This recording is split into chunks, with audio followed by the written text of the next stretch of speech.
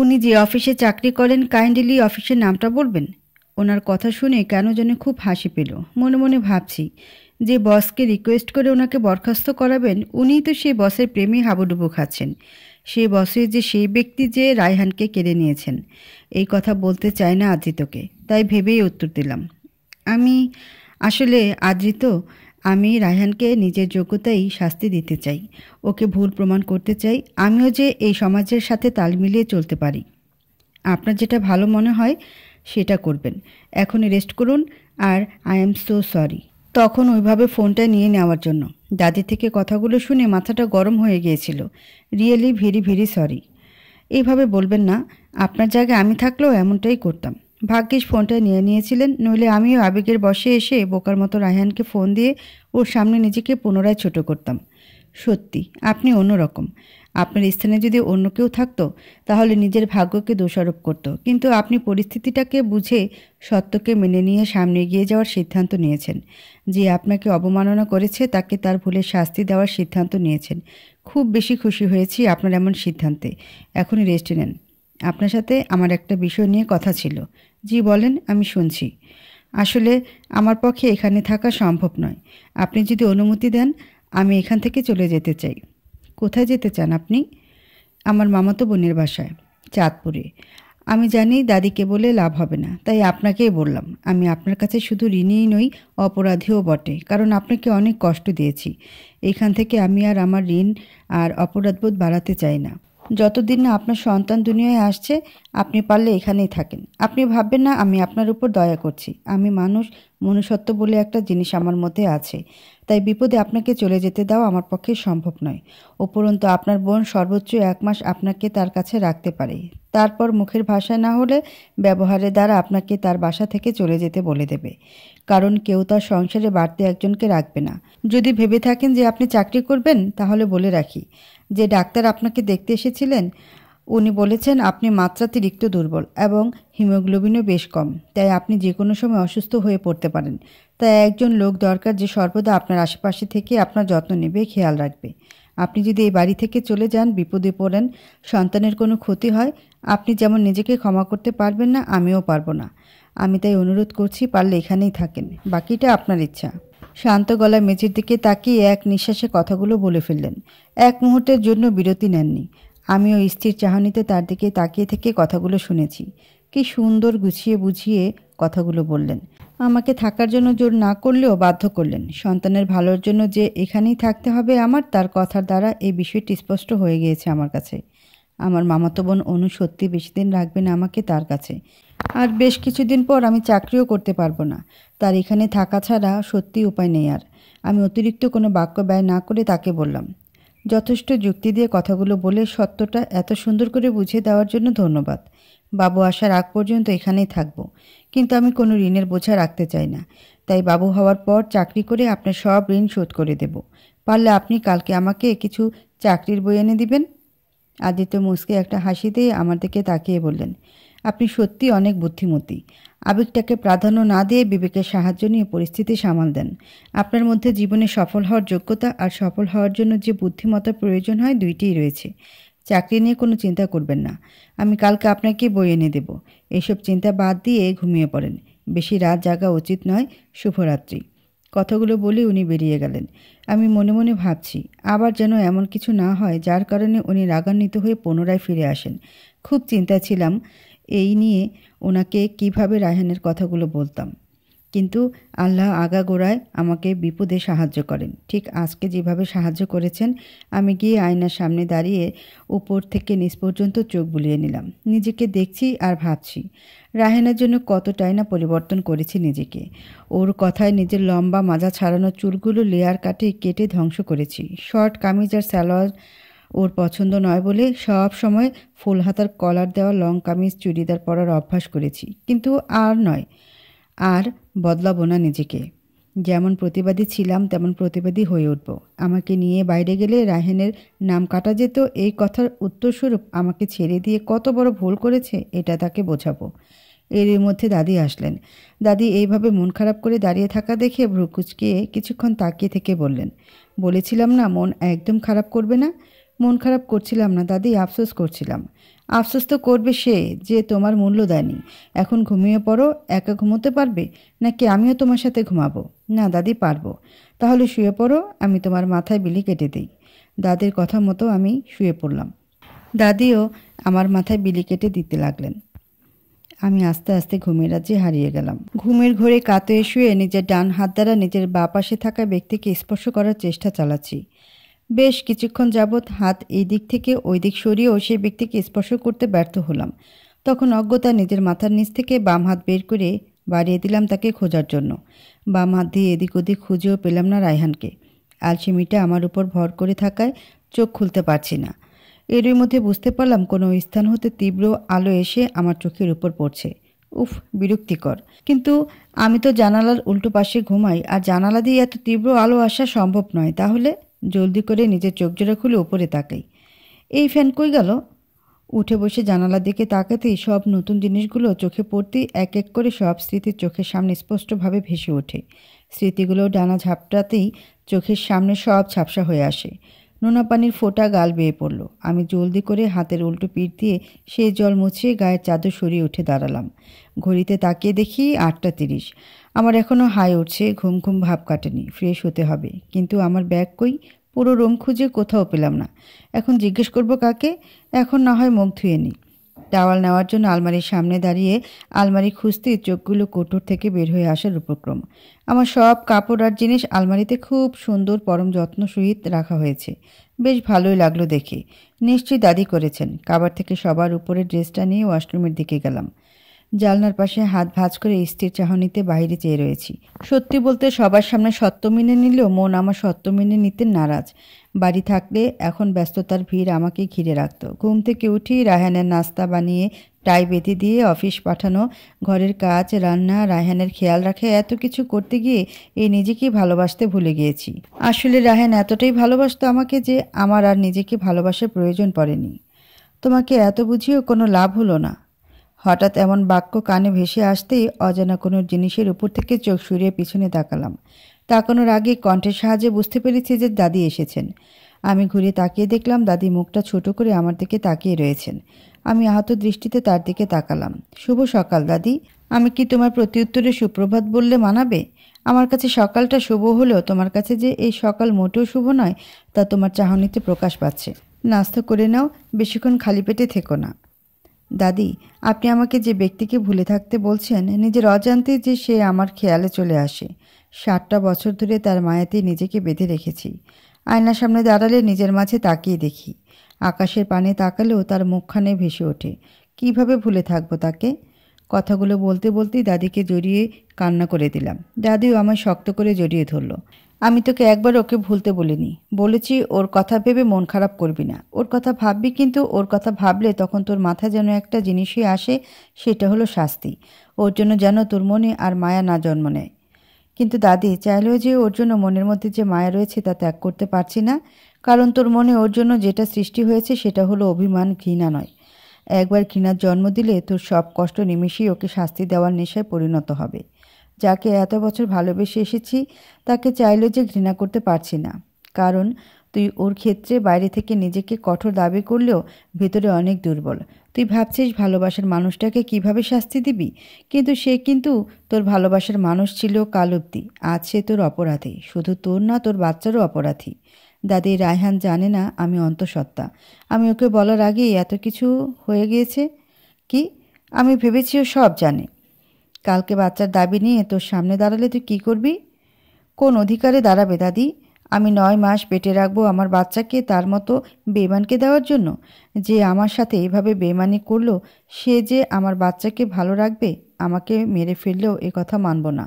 দরকার হলে তার বিরুদ্ধে কেস করে লড়বো, তাও আমার বাবুকে কাউকে দেব না।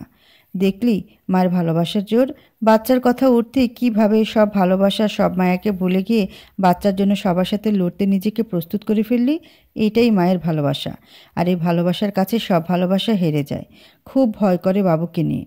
মায়ের মন বলে কথা, একটু ভয় তো লাগবেই। এখন আগে খেয়ে নে, চল। দাদি, আদ্রিত চলে গিয়েছেন? না, নাস্তা করছে। নাস্তা করে যাবে। ওহ, চলেন। আমি সিঁড়ি দিয়ে নিচে নামতে দেখি আদ্রিত ফোনে কাজ করা নিয়ে ব্যস্ত হয়ে আছেন। নামমাত্র তার সামনে নাস্তার প্লেট রাখা। আমি তার সামনে দাঁড়িয়ে হালকা কাশি দিতে উনি আমার দিকে তাকিয়ে ভূত দেখার মতো চমকে উঠে তড়িঘড়ি করে দাঁড়িয়ে পড়লেন। আমি ওনার এমন কাজে হাসি দিয়ে তার এমন কাজের জবাবে তার উত্তরই তাকে দিয়ে দিলাম। আমি আপনার অফিসের বস নই যে আমাকে দেখে দাঁড়িয়ে যেতে হবে। উনি আমার এমন উত্তরের উত্তরস্বরূপ খুব সুন্দর হাসি দিয়ে বললেন, আমি আপনাকে দেখে নই, আপনার জন্য চেয়ার বের করতে দাঁড়িয়েছি। উনি ওনার কথাটুকু শেষ হওয়া মাত্রই আমার পাশে দাঁড়িয়ে চেয়ার বের করে দিয়ে চোখের ইশারায় বসতে বললেন। আমিও ভদ্র মেয়ের মতো বসে পড়লাম। এবার উনি ওনার আসনে বসতেই আমি বললাম, আমার উপর আপনারা করুণা করেছেন, আমি আপনাদের উপর করুণা করিনি, তাই আমি নিজের কাজ একা করতে পারবো। আদ্রিত আমার কথা শুনে কি বলবে হয়তো বা বুঝতে পারলেন না, তাই কিছুক্ষণ চুপ থেকে তারপরে বললেন, আপনার বাসায় যদি আপনার সব থেকে পছন্দের মানুষ বেড়াতে আসে আর আপনি আমাকে যে কথা বললেন সে যদি আপনাকে সেই কথা বলে, আপনার কতটুকু খারাপ লাগবে জান্নাত? আমি মাথা নিচু করে আছি। আমি এখনও তার সব থেকে পছন্দের মানুষ, তার মানে? কিন্তু আমি তো আর বেড়াতে আসিনি। তাহলে কি সারা জীবন থাকবেন আমাদের সাথে? আমি ওনাদেরকে চোখ বড় বড় করে তাকিয়ে বললাম, আমি তো বাবু হলেই চলে যাব। আমার জানা মতে যারা মেহমান তারাই কিছুদিন পর চলে যায়। আমি এক বড় নিঃশ্বাস ফেলে বললাম, আপনার সাথে তর্কে যেতে অসম্ভব। আপনি বেশ ভালোই যুক্তি দিতে পারেন। উনি আবার কিছুটা জোরেই হাসলেন, তারপর আবার ফোনে মন দিলেন। হাসলেন কেন বুঝলাম না। এরই মধ্যে দাদি এসে আমার সামনে বসেন। একজন সার্ভেন্ট এসে খাবার দিয়ে চলে গেলেন। আমি চুপচাপ খাবার খাচ্ছি। দাদি হঠাৎ করে চিল্লিয়ে বললেন, দাদু ভাই, কয়বার বলা লাগে যে খাবারের টেবিলে বসে ফোন চালাবি না? দাদি, আমি তো অফিসের কাজ করছি আর খাচ্ছিও তো। আমি কৌতূহলী ভাব নিয়ে বললাম, কখন খেলেন? কই, আমি তো আপনাকে একগাল খাবারও খেতে দেখলাম না। উনি আমার কথা শুনে বিষম খেলেন। জলদি করে তার দিকে পানির গ্লাসটা এগিয়ে দিলাম। উনি এক ঢোকে সব পানি খেয়ে নিয়ে গ্লাসটা পাশে রেখে দাদিকে বললেন, দাদি, তুমি দেখি ভালোই সঙ্গী পেয়েছো, একদম তোমার ফটোকপি। যা সত্যি তাই তো বললাম। আর খাবার এইভাবে রাখলে খাবার রাগ করবে। খাবারেরও যে রাগ হয় আমার জানা ছিল না। মুরব্বীদের কথা। আর খাবার খাওয়ার সময় বেশি কথা বলাটাও ঠিক না। ভাগ্যিস খাবার খাওয়াটা খারাপ কাজ না, নইলে যে কি হতো। আবার কথা বলে। কেউ আর কিছু বললাম না। খাবার শেষে আদ্রিত যাওয়ার সময় বললেন উনি নাকি সন্ধ্যায় বই নিয়ে আসবেন। আমি শুধু মাথা ঝাঁকালাম। সন্ধ্যায় বসে আছি। সারাদিন বসে বসে ভেবেছি কিভাবে কি করব, কিভাবে সামনে এগোবো। সব ভেবে এই সিদ্ধান্ত নিয়েছি যে রায়হানের খুশির জন্য নিজেকে বদলে যে ভুল করেছি সবার আগে সেই ভুল শুধরাবো। স্মার্টনেস বলতে এসব লেয়ার কাটের চুল আর ছোট টাইট ফিটিং পোশাককে বোঝায় না। যদি ছোট পোশাকেই মেয়েদের স্মার্ট সুন্দর লাগতো, তাহলে শাড়ি নামক পোশাককে নারী নামক প্রাণীকে দেখে মানুষ তার প্রেমে পড়তো না। সব গল্পে নারীকে শাড়িতে কতটা মানায় তা লেখকদের লেখার ভাষাতে স্পষ্ট। লম্বা চুলের মেয়েদের এত কদরও করতো না। কারো জন্য নিজেকে বদলানো থেকে সেই মানুষটার মানসিকতা বদলানোটাই হলো বুদ্ধিমত্তার পরিচয় দেওয়া, যা আমি এত পরে বুঝেছি। এত চিন্তায় মশগুল থাকলে একদিন তো চিন্তাবিদ হয়ে যাবেন। আমি সামনে তাকিয়ে দেখি আদ্রিত গেটে দাঁড়িয়ে। আমি উঠে দাঁড়ালাম না। উনি এসে আমার সামনে একটা ব্যাগ রাখলেন। সো মিস চিন্তাবিদ, আপনার বই। আমি জলদি উঠে ব্যাগ খুলতেই আশ্চর্য সর্বশেষ পর্যায়ে পৌঁছে তৎক্ষণাৎ আবার যেখানে ছিলাম সেখানে ফিরে আসলাম। সবগুলো বই এক এক করে বের করছি আর গুনছি। পুরো 19টা চাকরির বই। এত বই আমি কি করবো আদ্রিত? কি করবেন মানে? পড়বেন। দেখেন, 1.5 বছর আগে মাস্টার শেষ যা পড়েছিলেন সব হজম হয়ে গিয়েছে, আর আমিও হেল্প করব যথাসম্ভব। এত পড়ব কখন এত বই? দিনে, দুপুরে, বিকেলে, সন্ধ্যায় পড়বেন আর রাতে ঘুমাবেন। কিছু না বলে বইগুলো দেখতে লাগলাম। এইভাবে আস্তে আস্তে দিন যেতে যেতে পুরো একটা মাস পার হয়ে গেল। এই 1 মাসে অনেক যত্ন নিয়েছেন আমার আদ্রিত আর দাদি মিলে। কিন্তু রায়হান আমার খোঁজ নেওয়া তো দূরে থাক, আমাকে হয়তোবা ভুল করেও তার চিন্তাতে আনেনি। সে নাকি তার বসের বাড়িতেই থাকে। কথাগুলো সব জেনেছি আমার বান্ধবীর কাছ থেকে। এই 1 মাসে নিজেকে যতটুকু পেরেছি পাল্টানোর চেষ্টা করেছি। চোখের নিচের কালিটা কিছুটা কমেছে, মুখের ফ্যাকাশে ভাবটাও চলে গিয়েছে। এখন আর রায়হানের কথা মাথায় আসলে কষ্ট হয় না। একদম কষ্ট হয় না যে তা নয়, কিন্তু সাথে রাগও হয়। মনের মধ্যে রায়হান নামের মানুষের জন্য ঘৃণার বীজ বুনতে আমি কিছুটা হলেও সফল। আদ্রিত অনেক সাহায্য করে আমার চাকরির পড়া করতে, যতটুকু পারে সময় দেয়। আমিও নিজের সর্বোচ্চটাই দিই। আজকে সকাল থেকে মনটা কেমন একটা করছে। এক অজানা ভয় কাজ করছে বুকের মধ্যে। কিছুতেই পড়ায় মন বসছে না। তার উপর ঘড়ি নষ্ট, বারবার সময় দেখার জন্য টিভি দেখতে হচ্ছে। ওষুধ খেতে হবে তো। না পেরে টিভির রিমোট থেকে ব্যাটারি বের করলাম ঘড়িতে লাগাবো বলে। খাটের পাশে টুলের সব জিনিস খাটের উপর রেখে টুল টেনে দেয়ালের পাশে আনলাম। এই কাজ রোজ করি, পড়ার ভয় নেই। টুলের উপর উঠে ঘড়ি নেওয়ার জন্য উপরের দিকে হাত বাড়ালাম, নাগাল পাচ্ছে না। আমি আবার বেশি লম্বা না, আর টুলটাও বেশি বড় নয়। পায়ের আঙ্গুলের উপর ভর দিয়ে পায়ের পেছনের দিকটা কিছুটা উপরে যেন হাত যায়, তাই উঠলাম। কিন্তু হঠাৎ করে যে কি দিয়ে কি হলো, বাম পাটাই টান খেলাম, আর নিজেকে সামলাতে পারলাম না। টুল থেকে পা পিছলে গেল, আর হসপিটালের বেডের উপর শুয়ে আছি আমি। হেঁচকি তুলে তুলে কাঁদছি, আর অনবরত চোখের পানি ফেলেই চলেছি। চাইতেও এই চোখের পানি থামানো সম্ভব না। খুব রাগ হচ্ছে নিজের উপর। সকাল থেকে মনের মধ্যে এত ভয় বিরাজ করা সত্ত্বেও কেন যে টুল বেয়ে উঠলাম ঘড়ির ব্যাটারি চেঞ্জ করার জন্য। আদিত্য বারে বার বলছিল যে কোনো কাজে সার্ভেন্ট ডাকতে, সতর্ক করেছিল তাদের বাসায় থাকি, তাদের উপর বোঝা, এসব ফাউল কথা যেন আর মাথায় না আনি। আমি কেন যে তার কোনো কথা শুনলাম না। তখন টুল থেকে পা পিছলে পড়ে যাই। পড়ার সাথে সাথে পেটে ব্যথা অনুভব করার সাথে বুকের মধ্যে একরাশ ভয় এসে জড়ো হয়। দাদি শব্দ পেয়ে জলদি এসে সার্ভেন্টদের সাহায্যে আমাকে হসপিটালে নেন। ভয়ে ব্যথায় আমার অবস্থা ছিল করুণ। ডাক্তার দ্রুত সব পরীক্ষা করান। খুব ভয়ে ছিলাম। বাচ্চাটার কিছু হয়ে গেলে আমি মনে মনে ভেবে নিয়েছিলাম আমার পক্ষে আর বেঁচে থাকা সম্ভব নয়। ডাক্তার চিকিৎসা শুরু করে। রিপোর্ট এসেছে। ডাক্তার জানালো যে যেহেতু টুলটা উঁচু ছিল না, আর আমিও বেশি একটা উপর থেকে পড়িনি, তাই তেমন কোনো ক্ষতি হয়নি। কিন্তু ভয় পাওয়ার জন্য বাচ্চার উপর একটু ইফেক্ট পড়তে পারে। এই শুনে ভয় আরও বেড়েই চলেছে, যদিও ডাক্তার বলেছেন তেমন কোনো সমস্যা হবে না। আমার শরীর বেশ দুর্বল, আর যেহেতু এত ভয় পেয়েছি তাই কয়দিন হসপিটালে থাকতে হবে। দাদি আমার পাশে বসে আছেন।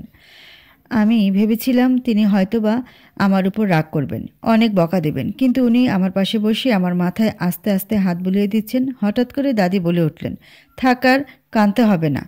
ডাক্তার তো বলেছেন যে বাচ্চার তেমন কিছু হবে না, আর যা হয় সব আল্লাহর ইচ্ছায়। দাদি অনেক বড় কিছু হয়ে গেলে তখন কি হতো? কাঁদতে কাঁদতে জিজ্ঞেস করলাম। যেহেতু কিছু হয়নি আর এই কথা মুখেই ওনো না, আর এখন থেকে সাবধানে চলাফেরা করবে, নইলে ভাগ্য সবসময় এমন সহায় হবে না। দাদু ভাইয়ের কথা একটু কানে নিবে। আমি তো বুঝিনি দাদি কিভাবে যে পা পিছল কাটলো। এরই মধ্যে কেউ হুড়মুড়িয়ে কেবিনে ঢুকলেন। আমি আর দাদি সেই দিকে তাকাইতে দেখি আদৃত। ঘেমে ভিজে যাওয়ার ফলাফলস্বরূপ পরনে থাকা আকাশি শার্টটাও ভিজে গায়ের সাথে এঁটে আছে। চোখ মুখে একটা আশঙ্কা, ভয় মিশ্রিত ভাবটা আমি প্রথমবার তার দিকে তাকানোতেই আমার নজরে পড়েছে। সাথে এটাও বুঝতে পেরেছি যে তিনি অসম্ভব রেগেও আছেন। সেই দিনের সেই লাল রঙা ভাবটা আজকেও আছে তার চেহারায়। তিনি কিছুটা উঁচু গলায় দাদিকে বললেন, দাদি, জান্নাতের সাথে একান্তে কিছু কথা বলতে চাই। দাদু ভাই শোন, ও এমনি অসুস্থ, তার উপর ভয় পেয়েছে। এখন কিছু বলিস না, সুস্থ হোক। দাদি প্লিজ 5টা মিনিট দাও, হাত মুষ্টিবদ্ধ করে বলল আদিত্য। দাদি আর কিছু না বলে আমার দিকে করুণ দৃষ্টিতে তাকিয়ে চলে গেলেন। আমি চুপচাপ চোখের পানি ফেলাতে লাগলে উনি গর্জে বলে ওঠেন, এই ন্যাকা কান্না একদম কানবেন না। এখন মিথ্যা চোখের জল ফেললে কিছু প্রমাণ করতে চান যে আপনি বাচ্চার অনেক চিন্তা করেন, কেয়ার করেন? আমি ওনার কথায় বেশ অবাক হই। এসব কী ধরনের কথা? আমার বাচ্চাকে নিয়ে অবশ্যই আমি কেয়ার করব, যা হয়েছে ভুলবশত। আপনি কী ধরনের কথা বলছেন আদৃত? উঠে বসে বললাম, সঠিক কথা বলছি। আপনাকে যেমন ভেবেছি আপনি মোটেও তেমন না। সেলফিশ আপনি। আপনি আর বাচ্চা যেন সুস্থ থাকেন, তাই আমি নিজের সর্বোচ্চ দিয়ে চেষ্টা করছি। কিন্তু আপনি আপনার আত্মসম্মানবোধকে প্রাধান্য দিতে গিয়ে, নিজের কাজ নিজে করতে গিয়ে, উফ, আর একটুর জন্য কী যে হয়ে যেত জানেন। আসলে যারা কম বুঝে তাদের তাও কোনো না কোনোভাবে কষ্ট করে হলেও বোঝানো যেত, কিন্তু আপনার মতো বেশি বোঝে যারা, তাদের যতই বোঝায় না কেন তারাই ঠিক। এত জেদ কেন আপনার জান্নাত? ওনার কথাগুলো সব সত্যি। সত্যিই আমি বেশি বুঝি। জেদ, কিন্তু জেদ করে কিছুই করিনি। কাউকে বিরক্ত করতে চাই না বলে এমন করেছি, কিন্তু তাকে এসব বলার সাহস নেই আমার। এরই মধ্যে আদ্রিতের এত রাগারাগি আর চিল্লাচিল্লি শুনে তাড়াতাড়ি একজন নার্স রুমে আসলেন। নার্স কিছু বলার আগে উনি কিছু না বলেই চলে গেলেন। দেখলাম দাদিও গেলেন তার পিছন পিছন। নার্স এসে আমায় বললেন, ঠিক আছেন? জি। কিন্তু বাবু, ডাক্তার তো বলেছে সিরিয়াস কিছু না, তাহলে কেন এত চিন্তা করছেন? মনের মধ্যে ভয় করে যে। আমারও মন চাচ্ছে আপনাকে বকি, কিন্তু আপনার স্বামী যে পরিমাণ বকা দিল তা শুনে তো আমি নিজেই ভয় পেয়েছি।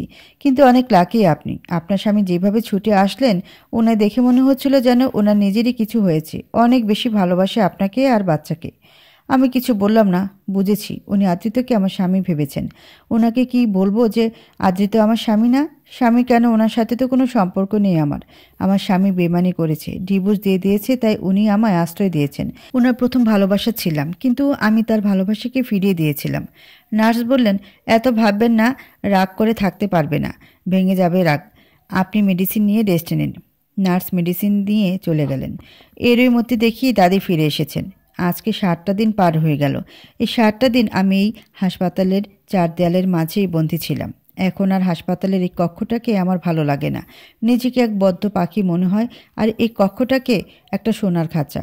সোনার খাঁচা বললাম কারণ কক্ষটা যে কোনো দিক দিয়ে কম তা নয়। আদ্রিত সব থেকে ভালো কক্ষে আমায় রেখেছেন, কিন্তু এখানে সব থাকলে নেই স্বাধীনতা নামক জিনিসটি।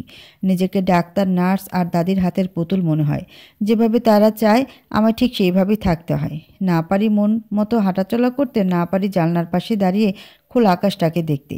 এই জন্য এই সুন্দর কেবিনটা আমার কাছে একটা তুচ্ছ স্থান মাত্র। মন শুধু এই বলেই জ্বালিয়ে মারছে যে কবে ফিরবি বাসায়, কবে আবার নিঃশ্বাস নিবি খোলা বাতাসে। শাস্তি পাচ্ছি আমি নিজের বোকামির জন্য। আদ্রিত ভুলেই গিয়েছেন আমায়। আমাকে একবার দেখা তো দূরে থাক, ফোন পর্যন্ত দেননি দাদির ফোনে। দাদিকে রোজ জিজ্ঞেস করি যে আদ্রিত কি আমার খোঁজ নেন, আমি কেমন আছি ভুল করে হলেও একবার জিজ্ঞেস করেন। দাদি মুখটা কাচুমাচু করে রেখে বলেন উনি নাকি দাদির সাথে প্রয়োজনের বেশি কথাই বলেন না।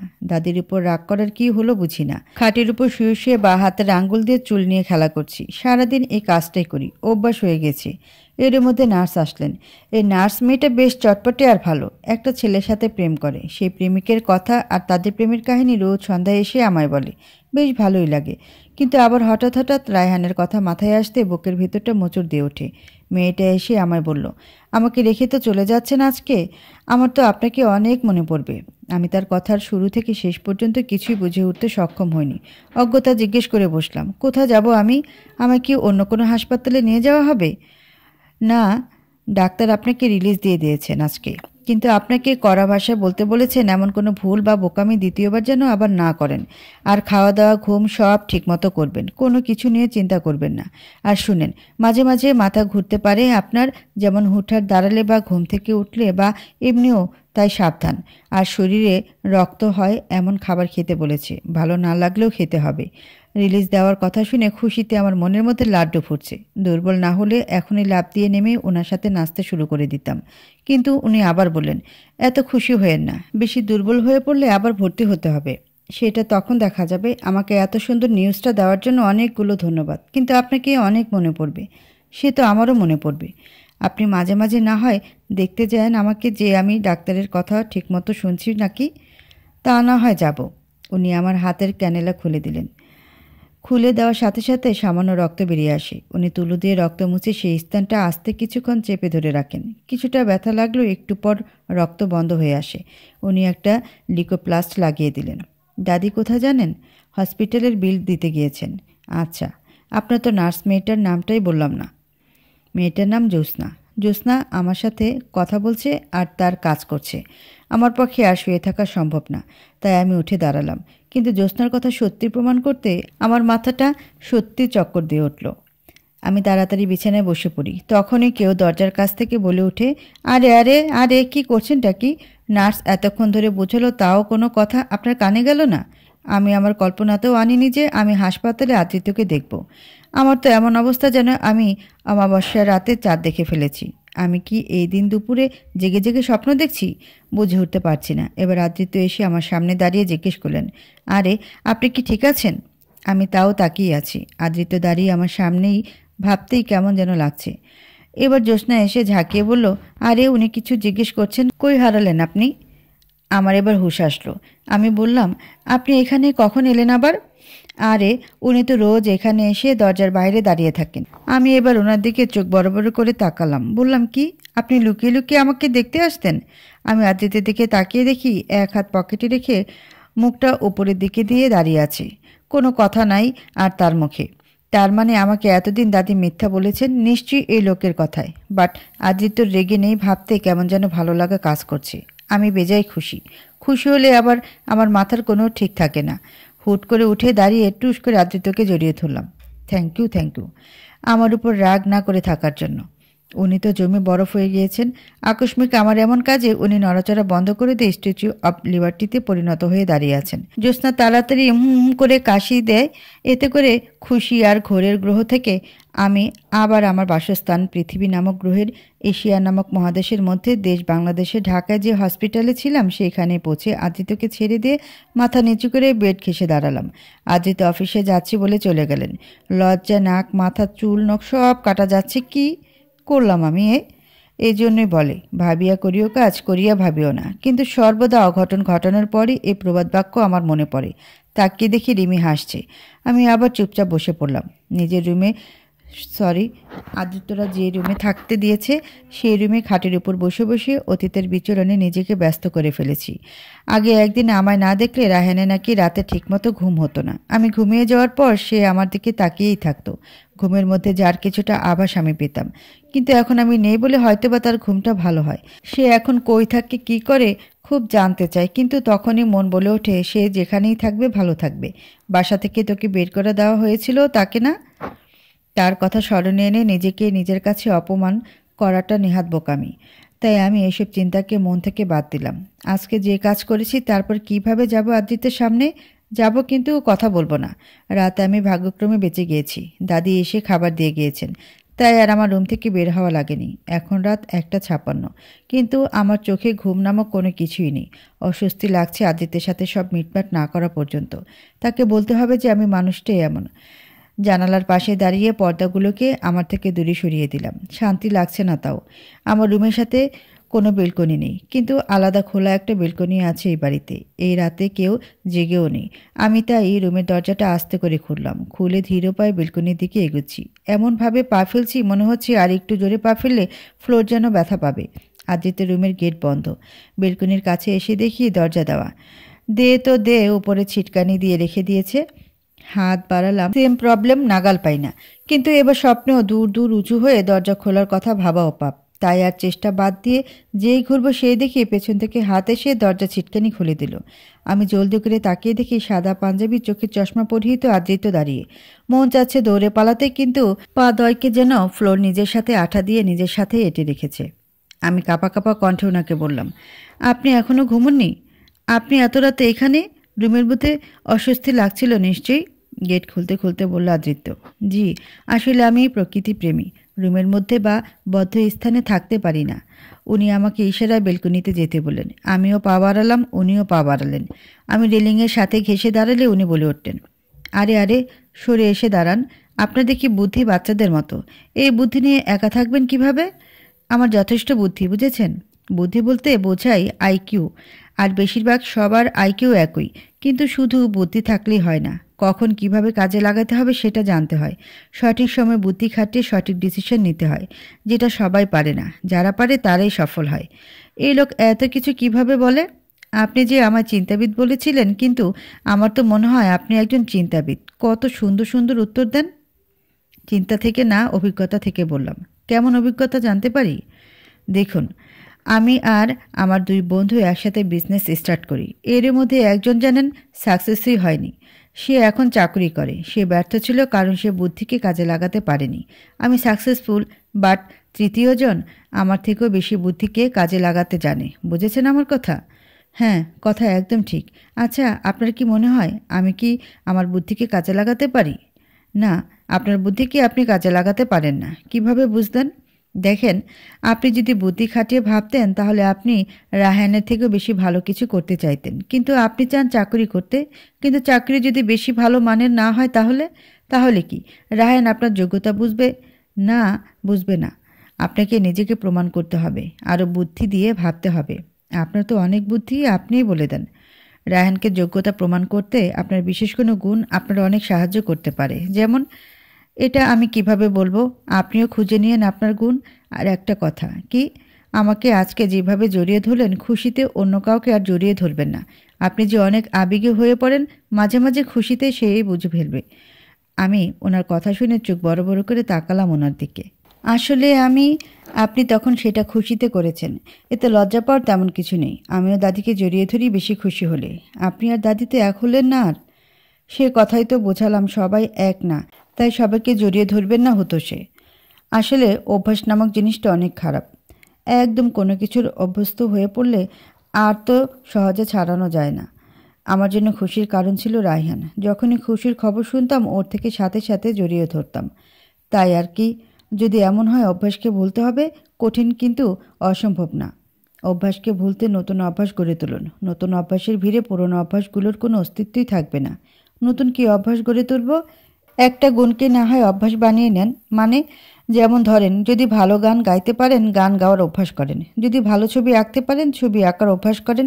নইলে কবিতা লেখার কোনোটাই পারি না। আপনি কিন্তু অনেক ভালো ডিজাইন বানাতে পারেন। ভার্সিটিতে একটা অনুষ্ঠানের ফ্যাশন শোতে আপনার ডিজাইন করা নীল একটি শাড়ি ফার্স্ট প্রাইজ পেয়েছিল। আমি ওনার কথা শুনে থ মেরে দাঁড়িয়ে রইলাম। এই কমপক্ষে হলো 4 কি 4.5 বছর আগের কথা। আমার নিজেরই মনে নেই। তার থেকেও বড় কথা, তিনি আমায় তখন থেকে চিনতেন। আপনি কিভাবে জানলেন? যেদিন প্রস্তাব নিয়ে গিয়েছিলাম, আপনার বাবা বেশ গর্ব করে বলেছিলেন। মনে হয়েছিল আপনি না জানে পুরস্কার উনি পেয়েছেন। কথাটা শুনে বুকের মধ্যে কিছু একটা থমকে গেল। শূন্যতা জড়ো হতে আরম্ভ করেছে হৃদয়ে। বাবা আমায় কতই না ভালোবাসত, আর আমি এই রায়হানের জন্য তাদের কষ্ট দিয়েছিলাম। কিন্তু রায়হানও কী করলো? আমি পেয়েছি পাপের শাস্তি। এবার রায়হানের সময় শাস্তি পাওয়ার। এখন অনুশোচনা বোধ করে যাদেরকে হারিয়েছেন তাদের আর পাবেন না ফিরে। পেলেও যেতাম না তাদের সামনে। অত সাহস নেই আমার। আপনার তাদের সামনে যাওয়ার আগেই তারা আপনার সামনে এসে ঢাল হয়ে দাঁড়াতো। তারা আপনার বাবা মা ছিলেন। আমি একটা দীর্ঘশ্বাস ফেলে বললাম, এটাই তো ভাগ্যের দুর্ভাগ্য ছিল যে তারা আমার বাবা মা ছিলেন। আমি রুমে যাচ্ছি, আপনিও পারলে ঘুমিয়ে পড়েন বলে রুমে চলে আসলাম। নইলে আমার চোখের জল আর মনের বারণ না শুনে আমার অবাধ্য হয়েই আদ্রিতের সামনে ঝরে পড়বে, আর আমি তা চাই না।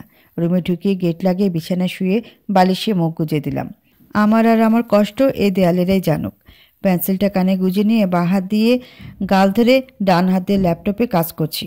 আদ্রিত্যকে সেই দিন বলেছিলাম আমি ডিজাইন করতে বেশ পছন্দ করি, এটাকে প্রফেশন করতে পারলে হতো বলে রুমে আসার আগেই সে একজন নামকরা ডিজাইনারকে ফোন দিয়ে বসেন। সেই ডিজাইনার আবার আমাকে বলেছেন দুটো শাড়ি ডিজাইন করতে, 2টা পার্টির জন্য। যদি ডিজাইন করা শাড়ি পছন্দ হয় আমার সাথে, তারা নাকি কাজ করবে। ব্যাস, তারপর থেকে আদ্রিত্য শুরু। এই ল্যাপটপ, ট্যাব, কলম, পেন্সিল, মানে যা যেখানে আছে পারলে সবই এনে দিয়েছেন। আমিও তার আগ্রহ আর ইচ্ছা দেখে রাজি। 3 দিন ধরে বহুত ভেবে একটা শাড়ি ডিজাইন করেছি। Black georgette sari. শাড়ির উপরে গোলাপ করা ব্ল্যাক কাপড় দিয়ে, তার উপরে স্টোন। স্টোন তো না, যেন ডায়মন্ড। পুরো শাড়ির মধ্যে ছড়ানো গোলাপ হলেও পাটটাতে পরপর গোলাপ। আর একটা নিয়ে এখনও ভেবেই চলেছি। কালার হিসেবে সবুজ পছন্দ করেছি। সবুজ কাতান হবে, কিন্তু কুচিটা হবে সোনালি রঙের। এটা ল্যাপটপেই করেছি। আমি এই যুগেরই মেয়ে, ল্যাপটপ ফোন পারি ব্যবহার করতে। প্রথম প্রথম যদিও প্রবলেম হতো, কিন্তু আদ্রিত সাহায্য করেছে। বুঝিয়ে দিয়েছে ল্যাপটপ থেকে ডিজাইন তাদের ইমেল করতে হবে। তাদের পছন্দ হলে তারা বানাতে দেবে, দেখি কি হয়। এখন কেন জানি না মাঝে মাঝে মন প্রশ্ন করে, সেদিন আদ্রিতের সাথে বিয়ে হলে আমার আজ কতই না সুন্দর হতো জীবন। কিন্তু মস্তিষ্ক বলে আজকে রায়হান এমনটা করেছে বলে তোর এটা মনে হয়, তুই কখনো খুশি হতে পারতিস না।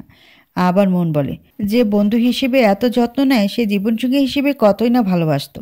কিন্তু এটা ভেবে খারাপ লাগে যে লোকটা সামনে এগোচ্ছেন না, নিজের জন্য কাউকে পছন্দ করে বিয়ে করছেন না। আমাকে তো চাইলেও সে আর পাবে না। তাহলে কেন মিথ্যা আশার জন্য নিজের জীবনকে বিলীন করে দেওয়া?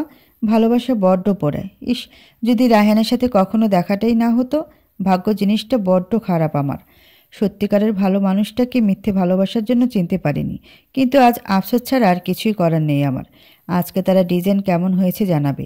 আদ্রিতের আমার পছন্দ করা শাড়ি বেশ ভালো লেগেছে, কিন্তু আমি এতে আশ্চর্য নই। আমি সিম্পল সাদা শাড়ি ডিজাইন করলেও তার পছন্দ হতো, কিন্তু দাদিও বলেছে শাড়ি দুটো বেশ সুন্দর।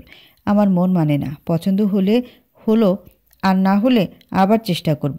একবারই যে সফলতা আসবে তা নয়। সফলতা আসার একটা সুনির্দিষ্ট সময় আছে, যেটা উপরাল্লাহ ঠিক করে দিয়েছেন। আমার ক্ষেত্রেও সেই সময় এই আসবে সফলতা। কবিও তো বলেছেন, একবার না পারলে শতবার দেখতে, আর শতবার দেখলে বারে বার তো হারবো না। আর জীবনে একেবারে সব পেলে সেটার মূল্যও কমে যায়। আমার কপাল ভালো, আমি প্রথমবারই সার্থক। আমার শাড়ির ডিজাইনার কোম্পানির ওনার আর যাদের জন্য ডিজাইন করেছিলাম দুজনেরই বেশ পছন্দ হয়েছে। উভয়ের আমার সাথে কাজ করতে চান। শাড়ি দেওয়ার জন্য আমাকে নাকি টাকাও দেওয়া হবে। ভাবতেই খুশি লাগছে। সেই টাকা আদ্রিতকে দিয়ে ঋণ কমাবো। উফ, একটু হলেও শান্তি লাগবে। আদ্রিত আমার পাশেই দাঁড়িয়ে। খবরটা পাওয়া মাত্রই হাসি দিয়ে তার দিকে তাকালাম, কিন্তু আদ্রিত আমার তাকানো দেখে দাদির পাশে সরে গেলেন।